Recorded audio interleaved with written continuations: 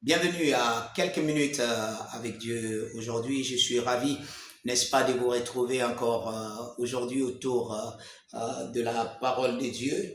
Et aujourd'hui, je m'en vais, n'est-ce pas, vous parler de quelque chose de très important dans la vie chrétienne. Nous allons parler des rêves. Dominez votre rêve. C'est notre thème d'aujourd'hui, dominer votre rêve. Et vous savez, il y a beaucoup de gens encore aujourd'hui qui s'adonnent, n'est-ce pas, aux rêves, qui se fient, je veux dire, aux rêves qu'ils ont, les rêves qu'ils ont, peut-être la nuit et tout cela. Et beaucoup se fient vraiment à ces rêves. Vous allez, en étudiant les Écritures, vous allez découvrir que les rêves, Dieu utilisait les rêves dans l'ancien temps pour communiquer avec son peuple, bien sûr.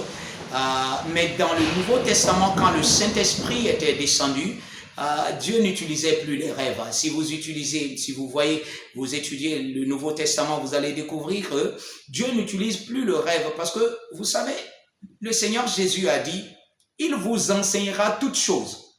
Il va vous révéler des choses, même à venir. Parlant du Saint-Esprit, l'esprit des vérités que le monde ne peut pas connaître, mais que vous allez le connaître puisqu'il sera avec vous et il sera en vous. L'Esprit de Dieu donne des révélations maintenant. L'Esprit de Dieu inspire les gens. Vous savez, vous avez l'Esprit de Dieu en vous. Il est un avec votre esprit. La Bible dit ceux qui se sont unis au Seigneur sont avec lui un seul esprit. C'est plus facile pour lui, n'est-ce pas, de communiquer à votre esprit. C'est plus facile pour lui, n'est-ce pas, de vous dire quelque chose, de parler, parce qu'il est à l'intérieur de vous. Maintenant, beaucoup de gens n'ont pas simplement appris, n'est-ce pas, à connaître, à se lier avec le Saint-Esprit, à comprendre, sinon à communiquer avec le Saint-Esprit. Et c'est ce qui est plus important dans votre vie chrétienne. C'est pour ça que nous parlons toujours de la relation avec le Saint-Esprit, l'importance de son ministère dans votre vie à chaque fois, parce qu'il vous révèle les choses. Vous n'aurez pas besoin de vous fier, aux rêves. Vous savez, il y a des gens qui font des rêves et ils se réveillent le matin et ils sont paralysés quelquefois par le rêve qu'ils ont simplement eu. Et pourtant, vous savez, vous avez la domination sur ces rêves. Vous pouvez décider de les accepter ou de les rejeter simplement. Vous n'avez pas, n'est-ce pas, à vous mettre dans tout un état à cause d'un rêve, parce que il y a quelque chose peut-être d'effrayant que vous avez vu dans le rêve, et beaucoup cherchent à savoir,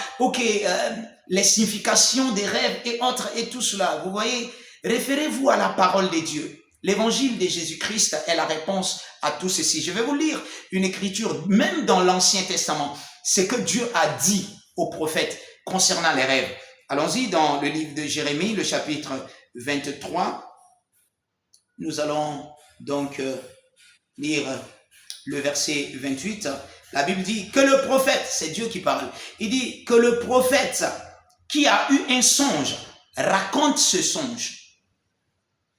Et que celui qui a entendu ma parole rapporte fidèlement ma parole. Pourquoi mêler la paille au froment, dit l'Éternel? Pourquoi mélanger les deux? Pourquoi est-ce qu'à chaque fois que vous avez un rêve, vous voulez absolument dire que ça vient de Dieu? Non, les rêves peuvent venir de beaucoup d'autres sources. Et dans le Nouveau Testament, Dieu s'adresse rarement aux gens par le rêve. Je ne dis pas qu'il ne s'adresse pas carrément. Oui, Dieu peut vous inspirer par le rêve.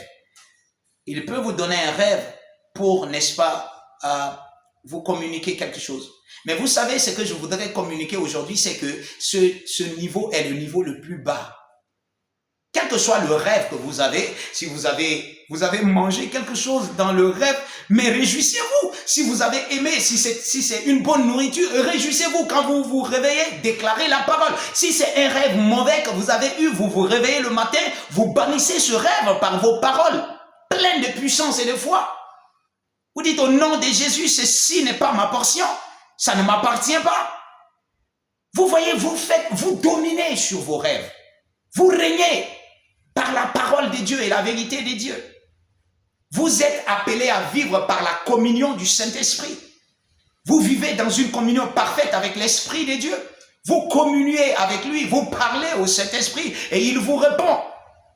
Vous avez besoin de savoir quelque chose, mais vous n'avez pas besoin que Dieu vous donne un rêve. Dominez sur vos rêves, gloire à Dieu. Alléluia. Intégrez ces connaissances et fonctionnez dedans. Vous avez le Saint-Esprit, c'est suffisant pour vous. Gloire à Dieu. Que Dieu vous bénisse.